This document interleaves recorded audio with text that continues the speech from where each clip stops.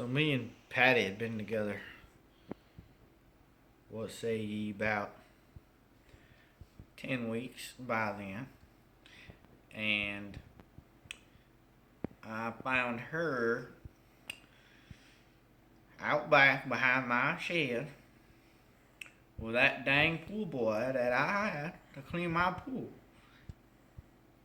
So I went back there and I took that pool boy and I threw him in the pool and told him never to step foot in my house again. That's the last time I saw him.